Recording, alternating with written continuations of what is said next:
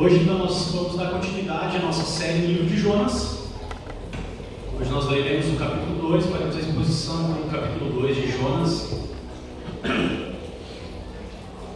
Então, eu queria que você se juntasse a mim, levantasse da sua cadeira, para a gente ler a palavra de Deus. Nós leremos todo o capítulo 2, amém?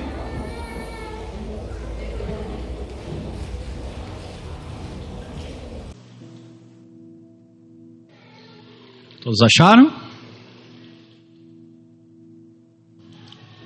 Assim diz a palavra de Deus. Então Jonas, do ventre do peixe, orou ao Senhor, seu Deus, e disse: Na minha angústia clamei ao Senhor, e Ele me respondeu. Do ventre do abismo gritei, e Tu ouviste a minha voz. Pois me lançastes nas profundezas, no coração dos mares, e a corrente das águas me cercou. Todas as tuas ondas e as tuas vagas passaram sobre mim. Então eu disse: estou excluído da tua presença. Será que tornarei a ver o teu santo templo? As águas me cercaram até a alma, o abismo me rodeou, e as algas se enrolam na minha cabeça. Desci até os fundamentos dos montes, desci até a terra, cujos ferrolhos se fecharam atrás de mim para sempre. Tu, porém, fizeste a minha vida subir da sepultura, ó Senhor, meu Deus. Quando dentro de mim eu me lembrei do Senhor, exultei a minha oração no teu santo templo. Os que adoram ídolos vãos abandonam aquele que lhes é misericordioso. Mas com a voz do agradecimento eu te ofereci sacrifício. O que prometi, cumprirei. Eu queria que a gente lesse esse verso juntos. Vamos juntos? Ao Senhor pertence a salvação. Mais uma vez. Ao Senhor pertence a salvação. E o Senhor falou ao peixe, e este vomitou Jonas na terra. Até aí. Vamos orar? Senhor, nosso Deus e nosso Pai, nós pedimos o auxílio do Teu Santo Espírito, Pai, para iluminar as nossas mentes, para aquecer o nosso coração com a Tua palavra, Senhor, e alimentar o nosso espírito, Deus, com a Tua palavra nessa noite, Deus. Nos ajuda a entender a Tua vontade, a entender, Senhor, os Teus preceitos, para que a gente possa andar nos Teus caminhos. Nos ajuda, Pai. Amolece o nosso coração, Deus, porque nós somos duros de coração muitas vezes, assim como Jonas. Mas que o Teu Espírito possa, Senhor, vencer os nossos corações e nós sairmos daqui, Senhor, convertidos mais uma vez. Em nome de Jesus. Amém e amém. Amém? Pode sentar.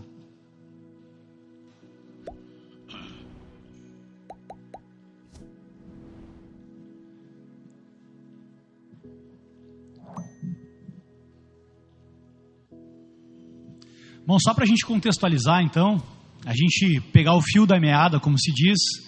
Alguns irmãos não estavam aqui no primeiro culto, eu vou dar uma emendada no capítulo 1 para pegar o capítulo 2. No capítulo 1, Jonas, que é um profeta muito conhecido em Israel, ele recebe a palavra do Senhor. Ele já tinha profetizado uma vez a favor de Israel, a favor do rei Jeroboão, e essa profecia tinha se cumprido. O rei Jeroboão tinha retomado alguns territórios, e Israel tinha prosperado. Então, Jonas era um profeta que tinha um status de profeta, aquele profeta que, sabe o profeta da bênção? Profetiza e as coisas boas acontecem. Quem é que não quer ser um profeta da bênção, né? Mas a maioria dos profetas no Antigo Testamento profetizava contra o povo, profetizava: arrependam dos seus pecados, derrubem os postes ídolos e se voltem novamente para o Senhor. Isso era ser profeta no Novo Testamento. E Jonas também, ele era profundamente nacionalista, né? Profundamente nacionalista. O quê? Ele era judeu e ele odiava o povo de Nínive, a quem Deus tinha chamado ele para anunciar essa mensagem de salvação. Então, na primeira mensagem, eu chamei Jonas de profeta do ranço. Por que profeta do ranço? Porque ele tinha ranço dos ninivitas, e depois ele ficou com ranço de Deus, porque Deus mandou ele profetizar a salvação justamente para esse povo a que ele tinha ranço. Então ele tinha ranço de Deus e ranço dos ninivitas. E aí o que aconteceu? Então Deus falou com Jonas, chamou ele, deu uma palavra para ele ir pregar contra os ninivitas, ou seja, uma mensagem de alerta e de arrependimento. E o que aconteceu? Deus chamou Jonas, e Jonas, ao invés de ir para Nínive, ele foi para o lado contrário. Ele foi exatamente para o oposto. Na outra pregação a gente até mostrou o mapa, né?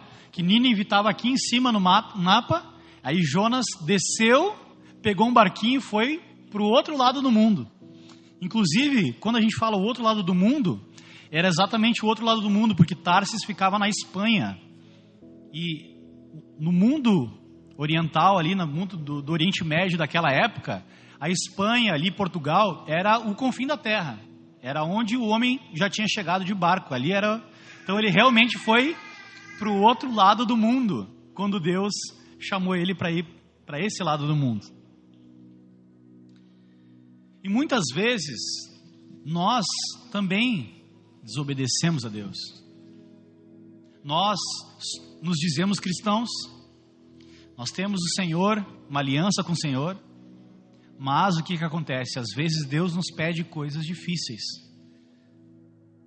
talvez para provar a nossa fé, né? Para nos colocar assim, para testar os ídolos do nosso coração. João Calvino falava que o coração humano é uma fábrica de ídolos. O nosso coração facilmente se enamora, se apaixona por coisas dessa terra, por coisas dessa vida.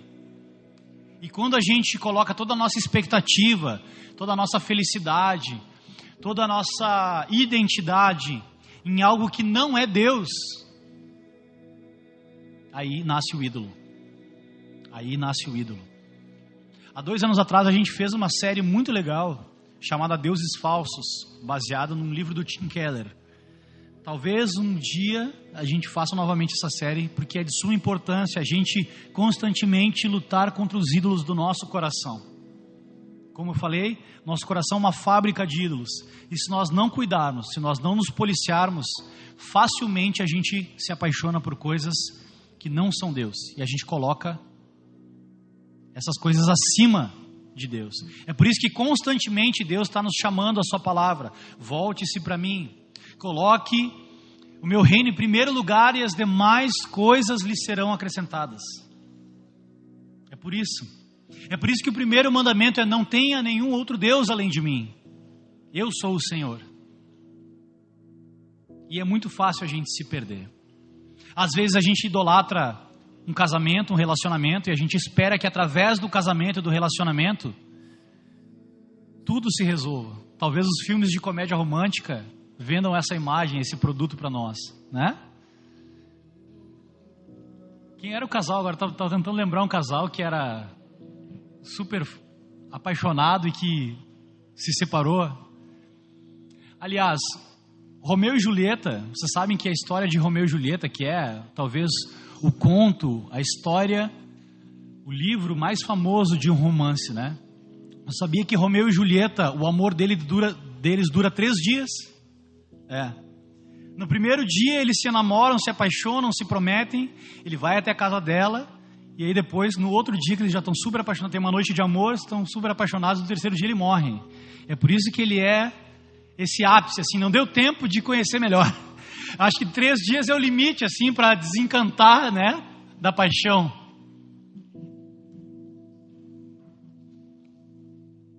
E a gente não pode colocar nossa expectativa em ter um relacionamento, em ter uma família, em ter um emprego dos sonhos. É bom ter uma família? Deus planejou a família. Mas a família, ela é fruto da graça de Deus. É para nós desfrutarmos. Ela tem a sua missão, mas ela não pode ser a razão da nossa vida, única e exclusiva. Ela é a coisa mais importante depois de Deus, é a família. Mas é Deus em primeiro lugar. E é Deus que nos dá a graça de ter uma família. Uma família que a gente nem merece. Que a gente nem merece. Esses dias eu postei lá no Instagram Como é que um cara feio tem filhos tão bonitos? Acho que o Rodrigo tem o mesmo sentimento que eu, né? Sabe como? Graça de Deus. Nosso Deus é gracioso. Nosso Deus é amoroso. É por isso que Ele nos dá uma família abençoada e nos dá filhos tão bonitos. Eu tenho uma esposa linda e filhos lindos. E sou feio. Então isso aí é graça de Deus na minha vida. Então esse Deus gracioso, eu quero aprofundar isso com vocês, esse conceito da graça de Deus. Não vou nem falar meu pai, né? E meu pai tem uma esposa, uma linda, maravilhosa. Vocês têm que ver a foto do casamento do meu pai. É assim, ó, é um mistério. Isso aí é mistério. Isso aí é mistério de Deus. Isso aí é o mistério. Isso aí é... Deus é bom. A prova de que Deus é bom, até a terra do piano lá, ó. A prova de que Deus é bom, meu pai é um exemplo. Mas esse Deus amoroso e gracioso, uma das objeções a respeito do livro de Jonas, que eu queria lidar nessa noite, é o seguinte: por que o Deus, né, às vezes quando a gente lê rapidamente o Velho Testamento, parece que o Deus do Velho Testamento é um Deus irado, que está pronto para destruir, acabar com todos os povos e destruir com todo mundo, não é? Provavelmente um amigo seu já falou isso. Não, mas o Deus, eu gosto de Jesus, eu não tenho problema com Jesus. E quando a pessoa fala isso, ela provavelmente nunca leu os evangelhos também, porque Jesus pegava pesado às vezes. O negócio de toma a sua cruz e me siga, não tem nada de bonzinho, de docinho, né? Quem não comer da minha carne e do meu sangue não é digno de mim. Pô, isso aí não é nada light isso. Só que as pessoas não conhecem. Não conhecem. Assim como também não conhecem Deus no Antigo Testamento. O livro de Jonas é a prova de que Deus é gracioso. E é gracioso com o próprio povo que é inimigo do povo de Deus. Inimigo direto do povo de Deus. Os ninivitas queriam conquistar a terra de Israel. E eles matavam os israelitas e empalavam os israelitas. Não vou nem falar o que é empalamento, já falei da outra vez. Não foi legal. Então, vou lá para frente. Eles faziam horrores de tortura e tudo mais. E é por isso que Jonas odiava os ninivitas. Mas o que essa história tem a ver com a gente hoje? O que essa história tem a ver com a gente hoje? Deus nos chama a amar os nossos inimigos. Não foi isso que Jesus nos ensinou? Amar os nossos amigos é fácil. Agora, amar os nossos inimigos é difícil. Amar as pessoas que são diferentes de nós é muito difícil. É muito difícil. Amar a pessoa que tem uma posição política diferente da minha. Amar a pessoa... Para mim é difícil amar gremista, mas só tem gremista aqui na igreja. É tratamento de Deus na minha vida, na vida do meu pai lá, os únicos colorados aqui. Não, Deus está enviando pessoas abençoadas para essa igreja, os colorados aqui. E assim a gente vive. A gente vive num mundo de opostos. A gente vive num mundo diversificado, de pessoas diferentes. E diferente do que muitas pessoas pensam do Deus do Velho Testamento, Deus ama todo tipo de pessoa. Deus ama todas as pessoas. Isso é fato. Deus ama todas as pessoas, inclusive os seus inimigos, que eram os ninivitas. A gente está com planos não, nós já estamos com o pé na Cidade Baixa de volta. Já está tudo certo para a gente voltar para lá. E lá na Cidade Baixa vão ter muitas pessoas que são completamente diferentes de nós. Então essa mensagem do livro de Jonas é muito pertinente para a nossa igreja. Não estou nem falando dos cristãos em geral, você que é cristão, não. Estou falando aqui, ó, Igreja Batista Casulo. Vocês que estão aqui me ouvindo, nós vamos precisar da graça de Deus e do amor de Deus para acolher pessoas completamente diferentes de nós, demonstrar o amor de Deus para elas, pregar o evangelho, a verdade em amor e ver o resultado do evangelho no poder do Espírito Santo na vida dessas pessoas. Então Deus precisa trabalhar em nós. para que a gente possa cumprir a missão de Deus. A gente acabou de vir de uma série de pregações, faça discípulos ou morra tentando, não viemos? A primeira pergunta da primeira mensagem da série que eu fiz foi o seguinte: aquela comissão era para os apóstolos ou era para todos? A resposta era para todos, é para todos. Então, para nós cumprirmos essa missão, nós não podemos ser iguais a Jonas. Nós precisamos ser iguais a Jesus. Iguais a Jesus. Então, conectei agora com o primeiro capítulo. Em resumo, o que eu falei no primeiro capítulo foi sobre isso. Deus nos chama para amar os nossos inimigos, para amar as pessoas que são diferentes de nós. Só que o que acontece? Eu também mostrei que nós não somos tão diferentes de Jonas. Porque tem várias coisas que Deus pede para nós que nós não obedecemos. A gente está no Setembro Amarelo. É o mês que se fala sobre depressão, suicídio. E a gente viu aqui nessa passagem que Jonas estava descendo. Jonas desceu para Jope, depois ele embarcou no navio, ele desceu para o porão do navio. Depois ele foi descoberto, né, pelos marinheiros ali daquele navio, tripulantes, e ele foi jogado no mar. E do mar ele desceu mais ainda e foi para a barriga de um peixe.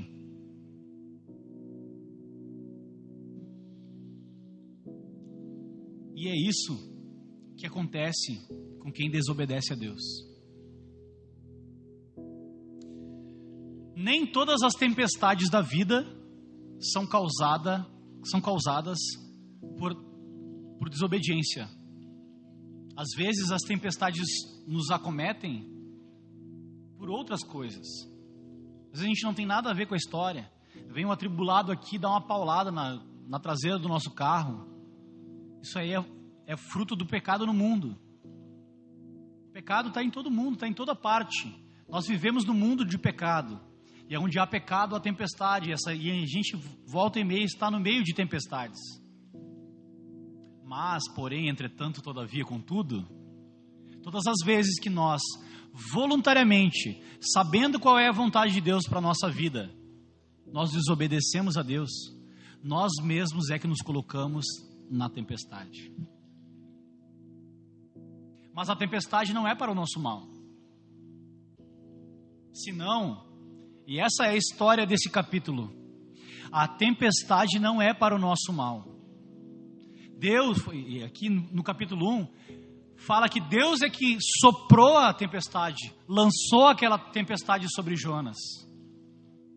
E aí a gente viu no capítulo 1, que Jonas em momento algum orou e se arrependeu, enquanto o mar tava, né, um barco estava sacudindo no mar, e estava todo mundo apavorado, inclusive os marinheiros pagãos falaram assim, ó, eu não sei de que religião tu é, mas se tu é de alguma religião, tu teme algum Deus, tu começa a orar aí, começa a interceder. E Jonas não ora. Jonas não ora no capítulo 1. E aí o que acontece? É aí que fica cada vez mais revolto o mar, e aí eles jogam sorte, e aí, né, a sorte cai sobre Jonas, né? Nunca foi sorte, sempre foi Deus. Então a sorte caiu sobre Jonas. Eles descobrem e perguntam para Jonas, tá, e aí? O que é que está acontecendo?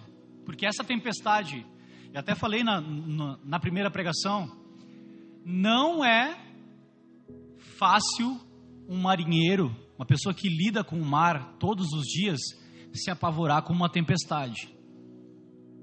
Uma tempestade para que todos os marinheiros se apavorem e, né, se pelem de medo, como diz o gaúcho. Era uma tempestade que não era tão natural. Era uma tempestade quase que sobrenatural, pegou? E de fato era uma tempestade sobrenatural, porque era o próprio Deus lançando aquela tempestade. Então eles perguntam para Jonas, não, eu sou profeta, eu sou hebreu, sou profeta, E todos obedecendo ao Senhor. E os caras, tu é louco? Tu é doido? Não, ele ainda fala, eu temo ao Deus que criou os céus e o mar e a terra. E aí o cara pega um barco para fugir desse Deus que criou o mar. Super inteligente, né? Bem certinho. E aí eles perguntaram, o que a gente faz? Me joguem no mar, Jonas fala. E aí os marinheiros, com medo do Deus de Jonas, que eles não temiam a Deus, os marinheiros começaram a temer o Deus de Jonas. Imagina só, o Deus que é aquele que Jonas não estava se dobrando, mas os marinheiros tinham medo do Deus de Jonas. Começaram a remar contra aquela tempestade e não conseguiram vencer. Então jogaram Jonas no mar. Naquela época, não era comum como hoje as pessoas saberem nadar. Principalmente quem não era marinheiro, quem não lidava com o mar. As pessoas não sabiam nadar. A maioria não sabia nadar. Então, quando os marinheiros jogam Jonas no mar, jogam sabendo que Jonas vai morrer engolido pela tempestade. Mas então, a providência divina manda a salvação. Manda um peixe e engole Jonas. Aí aqui a gente fica naquela, né? Mas aí será que era uma baleia, era um tubarão? Era porque baleia não é peixe, baleia é mamífero.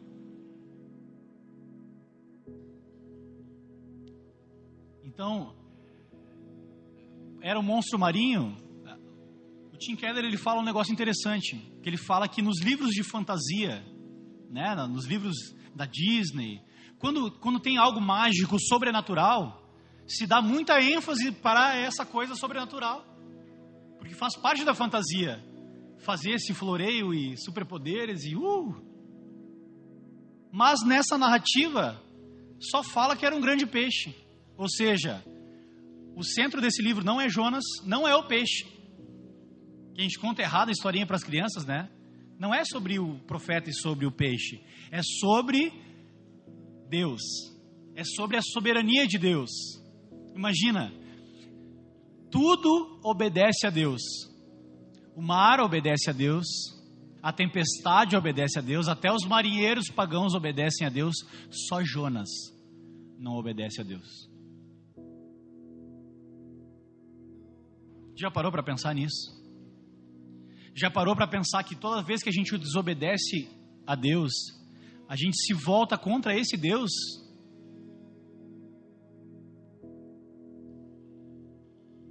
O Deus que controla os céus, o mar e a terra, que criou tudo com o poder da sua palavra. Então Jonas vai parar então na barriga do peixe. E a barriga do peixe não é um lugar de morte, mas é um lugar de salvação. Talvez a barriga do peixe fosse tão apertado, e ele estava, como ele falou aqui no salmo que ele recitou, estava enrolado nas águas e estava tão apertado que a única posição que ele conseguiu ficar foi de joelhos. E ele começou a orar. E o engraçado aqui, eu falei na primeira pregação que o livro de Jonas ele é cheio de ironias.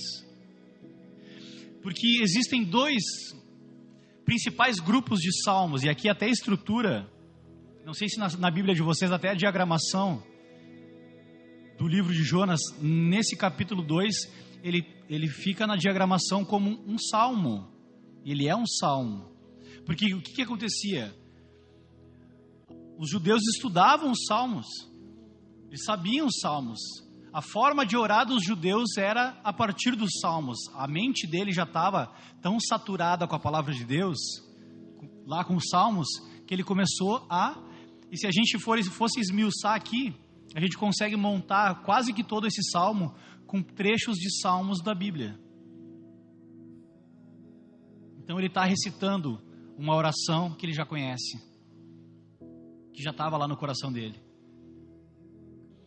E nessa pregação eu queria dar um outro apelido para Jonas, porque ele é o profeta bipolar. Sabe por quê? Porque existem dois grupos principais de salmos, dois tipos de salmos. Existe o salmo de lamento, de angústia, e existe o salmo de ação de graça. Pensa só, olha a ironia do... Eu não estou tentando fazer piada, tá? Só estou tentando mostrar mesmo. Que ao invés de ele falar assim, fazer um salmo de lamento, de desespero, que seria normal, ele faz um salmo de ação de graça. Ele começa a falar sobre a salvação e começa a agradecer a Deus pela salvação, que esse não seria o normal. Por isso que eu chamo ele de profeta bipolar, né? Quando era para ele ter obedecido, ele não obedeceu. Quando era para ele lamentar e se desesperar, ele começa a agradecer. Então, Jonas era meio doido, talvez como eu e você. Eu adoro os personagens problemáticos da Bíblia, porque eu me identifico. E você pode se identificar com Jonas. Mas a questão toda é, a barriga do peixe não era um local de morte, era um local de salvação. Era um local de salvação. Só que o que acontece? Deus, para salvar Jonas da sua rebeldia, ele precisou usar uma tempestade, ele precisou usar o mar e ele precisou usar a barriga do peixe. Provavelmente você já ouviu aquele ditado popular que diz: quando não vem pelo amor, vem pela dor. Só que a maioria das pessoas vem pela dor. É ou não é verdade? Eu não sei em que circunstância você veio parar no evangelho, na igreja. Eu não sei se você teve que passar pela barriga do peixe para hoje estar aqui. Nós temos muitas histórias de pessoas que se revoltaram contra Deus, se rebelaram contra Deus, desobedeceram voluntariamente a Deus e sofreram por causa disso. Toda a desobediência traz consigo a consequência e o sofrimento. Mas o nosso sofrimento não é para a morte. A gente está falando hoje, sobre o Setembro Amarelo e tudo mais. E uma pergunta que o mundo todo se faz é: se Deus é bom, por que nós sofremos? A filosofia não consegue responder direito essa pergunta. Mas a Bíblia consegue. A Bíblia consegue. Até no nosso sofrimento, Deus é gracioso e misericordioso. Porque o nosso sofrimento, quando ele visa o arrependimento e a transformação, ele não é para a morte. Deus usa o sofrimento muitas vezes para amolecer o coração daqueles que são rebeldes contra Deus. Isso inclui a minha e a sua vida. Então, quando a gente está passando por uma tempestade na nossa vida, quando a gente está se sentindo na barriga do peixe, literalmente, nós precisamos fazer uma autoavaliação. E só existem duas respostas. Fui eu que me coloquei aqui, ou essa tempestade não tem nada a ver comigo? E a gente precisa ser sincero nessa avaliação. E quanto mais rápido a gente faz essa avaliação e mais rápido a gente corrige o nosso erro, menos a gente sofre. Menos a gente sofre. A gente precisa se arrepender dos nossos pecados e a gente precisa reavaliar a nossa vida, que foi o que Jonas fez aqui no capítulo 2. Muitas vezes o sofrimento nos dá a oportunidade de nós nos arrependermos enquanto é tempo. Sabe aquela pessoa que dá tudo errado na vida dela? Você já parou para pensar que uma vez que uma pessoa faz uma aliança com Deus e ela começa a caminhar com Deus e do nada ela se rebela contra alguém da igreja, com o pastor, com a denominação, enfim, e ela resolve tentar fazer o que Jonas fez. Eu vou dar um tempo, eu vou para outro lugar, eu vou me afastar desse Deus, eu vou para um lugar onde Deus não está, mas Deus está em todos os lugares, e por causa do seu amor, Ele vai atrás de nós. Quem ama vai atrás. Então Deus É um Deus missionário, Ele vem atrás daqueles que são dEle.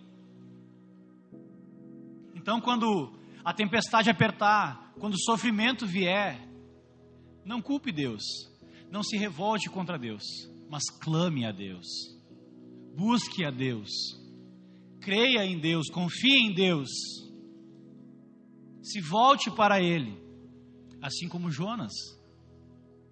Assim como Jonas. A gente cantou, é bonito a gente cantar essa música, né? Mais perto quero estar, meu Deus, de ti, ainda que seja a dor que me una a ti. É poético, é bonito, né? Mas quando dói, muitas vezes essa não é a nossa atitude. Muitas vezes essa não é essa atitude. Se eu não me engano, essa música foi criada por um missionário que perdeu toda a família num naufrágio. Foi por isso que ele compôs essa música. Mais perto quero estar, meu Deus, de ti, ainda que seja a dor que me una a ti. Essa música aparece no filme Titanic, né? Quando está afundando o barco, eles nem conseguem tocar a segunda estrofe porque o navio já afundou na segunda estrofe, né? É uma piada isso.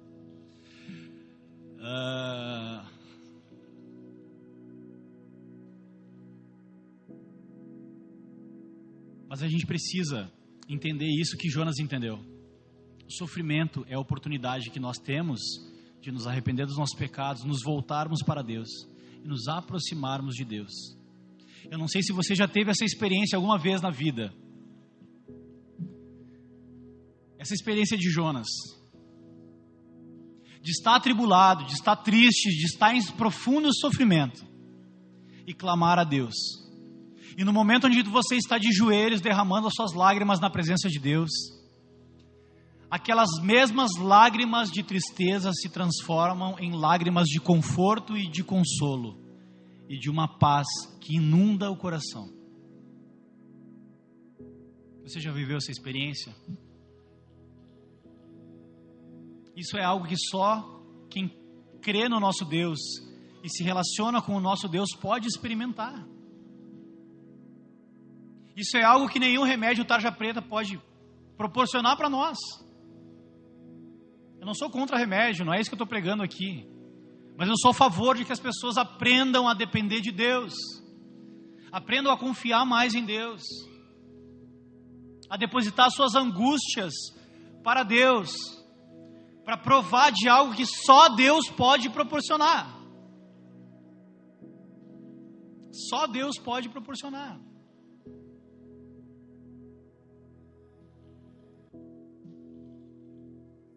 Na minha angústia clamei ao Senhor, e Ele me respondeu. Do ventre do abismo gritei, e Tu ouviu a minha voz. Jonas sabe que o motivo dele estar na barriga do peixe não é outro senão o próprio Senhor. Senão o próprio Senhor.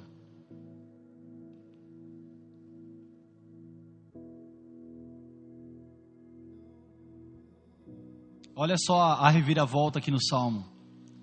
Versículo 6, na parte B. Tu, porém, fizeste a minha alma subir da sepultura.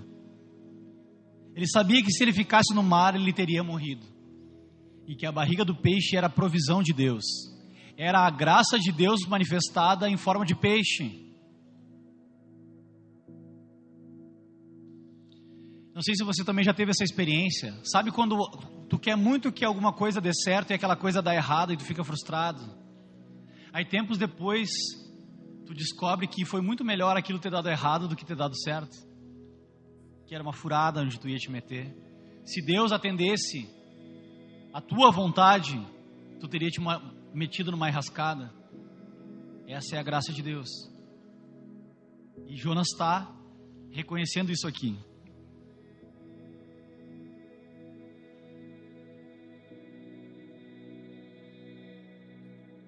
Estou me sentindo o Caio Fábio com essa água pingando aqui atrás. Sabe que o Caio Fábio tem aquela cachoeirinha, né? De misericórdia. Versículo 9. Mas com a voz do agradecimento, eu te oferecerei sacrifício. O que prometi, cumprirei. Ao Senhor pertence a salvação. Esse versículo, talvez é um dos versículos chaves para se interpretar toda a Escritura. Ao Senhor pertence a salvação. Sabe quando é que a gente é salvo? Não é quando a gente escolhe Deus, mas é quando a gente reconhece que não existe. A gente chega num momento de eu estou perdido, já era para mim, só Deus pode me salvar. Essa é a constatação. Só Deus pode me salvar. É por isso que a salvação pertence ao Senhor. No drama das Escrituras, todos passam por isso, por esse momento de entender que sem Deus não tem como. No mundo em que nós vivemos hoje, de AIDS, prostituição, drogadição, famílias destruídas, abusos, morte, assassinato, roubo. Só tem duas pessoas que podem ter alegria plena e satisfação: os loucos e os crentes. E os crentes loucos também.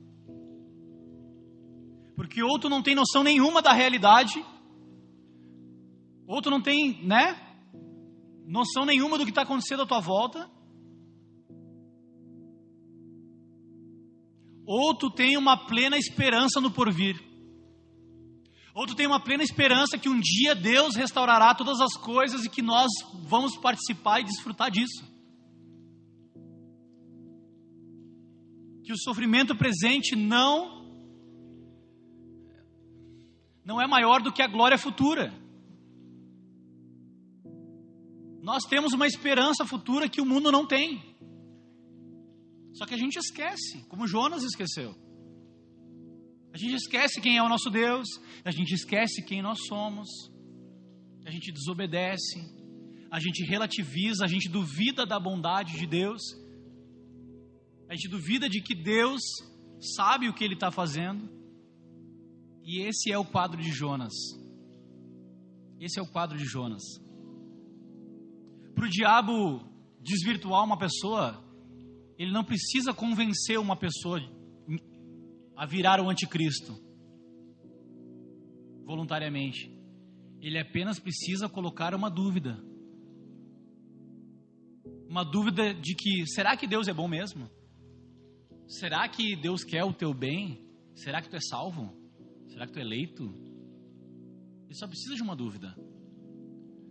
Porque no momento onde a dúvida se instaura, a gente começa a decidir diferente da palavra de Deus. Jonas aqui duvidou da bondade e da soberania de Deus. Duvidou. E aqui, nesse livro, é Deus mostrando para Jonas que ele sabe o que é melhor, que ele continua sendo bondoso, gracioso e que ele governa sobre todas as coisas. Que ele governa sobre todas as coisas. A gente vê muitas pessoas, debatendo na internet, o livre-arbítrio, porque eu tenho livre-arbítrio.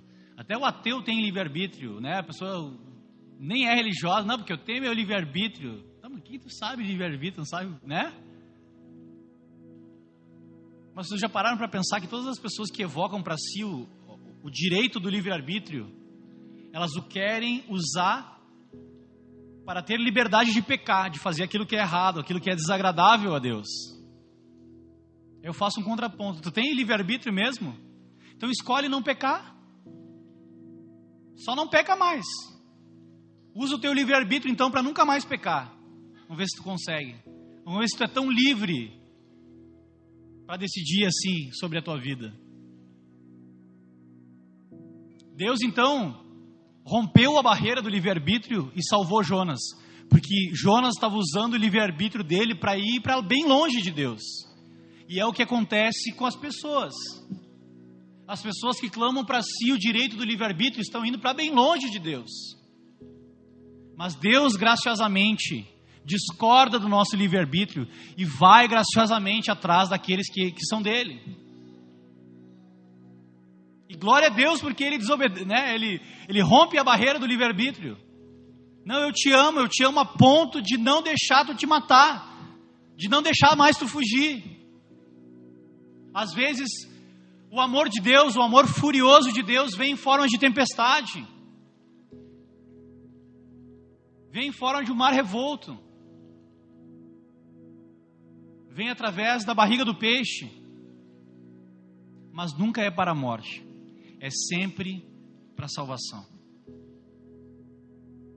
O pai que ama, repreende o seu filho.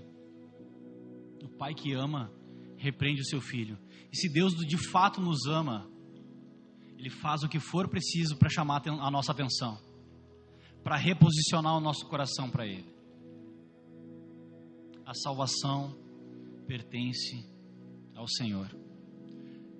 Nós não escolheríamos Deus. Aliás, a palavra de Deus é muito categórica ao afirmar que nós só amamos a Deus porque Ele nos amou primeiro. Se não fosse o Espírito de Deus ter tocado no nosso coração, ter nos convencido de que nós somos devedores, que nós somos pecadores e que se Deus derramasse completamente a ira dele sobre nós, Deus estaria certo. Mas Ele não fez isso. Ele derramou toda a ira dele em cima do Filho dele, Jesus, para poder nos salvar. Esse é o nosso Deus. Ele escolheu nos amar. E Ele revelou, versículo que eu sempre falo aqui, vou sempre falar, Romanos 5:8. Mas Deus prova o seu amor para conosco em que Cristo morreu por nós, sendo nós ainda pecadores. Eu não sei o que você passou na sua vida, ou está passando na sua vida agora. O que Deus tem para nos dizer nessa noite é que nenhuma tempestade é por acaso. Que talvez a tempestade que você está passando no seu casamento, na sua vida profissional, na sua vida espiritual, pode ser fruto de uma desobediência. Mas Deus está dando hoje para você, para mim, a oportunidade de você se arrepender, clamar pela salvação e ser salvo mais uma vez pelo nosso Deus. Essa é a mensagem de hoje. Essa é a mensagem de hoje. Que esse louvor que nós cantamos, mais perto quero estar, ainda que seja a dor que me una a Ti.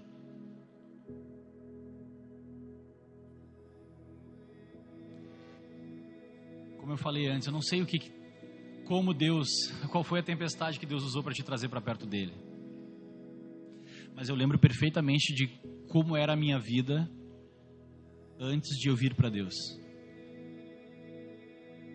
E houve muito sofrimento, porque eu conhecia a palavra de Deus.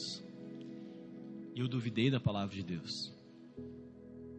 E eu voluntariamente fugi para longe de Deus, literalmente. E eu literalmente sofri muito. Fui parar na barriga de um peixe. Mas de dentro da barriga de um peixe, eu também fiz uma oração.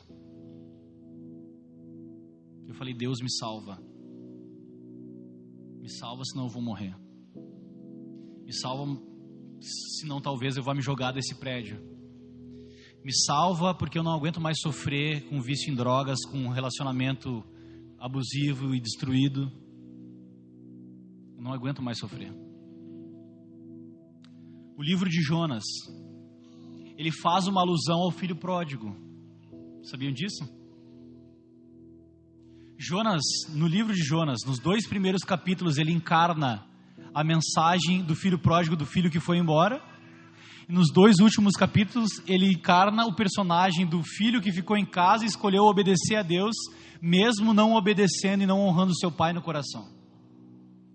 Eu já dei spoiler dos próximos 2 pregações.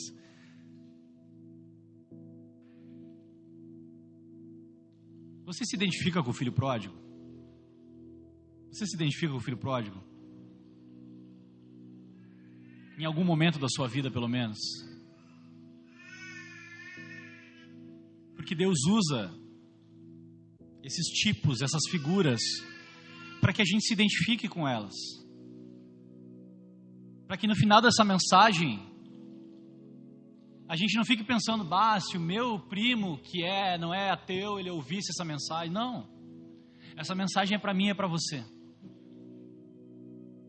Você é o filho pródigo. Eu sou o filho pródigo. Mas a mensagem não acaba aí. A mensagem é: há esperança para o filho pródigo. Há esperança para todos.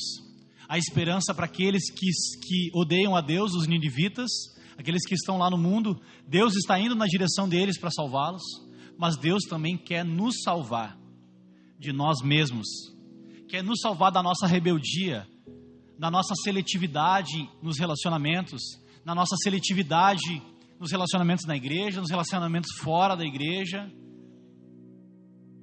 Deus quer nos salvar de nós mesmos, da nossa rebeldia, da nossa idolatria. E o principal ídolo do coração humano é Ele mesmo. Eu sou o meu principal inimigo, eu sou o meu principal ídolo. Eu quero ser Deus, eu quero que a minha vontade prevaleça sempre. Mas graças a Deus, que Ele é soberano. E Ele está no controle de tudo. E Ele escolheu essa noite para falar ao teu coração, para te preparar para a missão de Deus. Todas as vezes que nós viemos aqui ouvir a mensagem do Evangelho,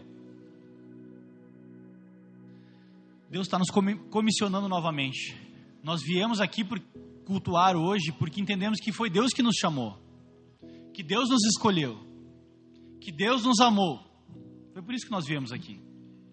Nós somos diferentes entre nós, mas por causa do amor de Deus nós estamos unidos aqui para cultuar a Deus.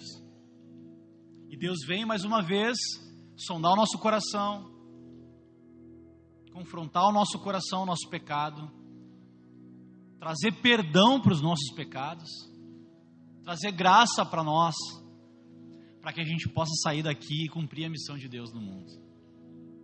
E assim, sábado após sábado, domingo após domingo, semana após semana, é isso que acontece.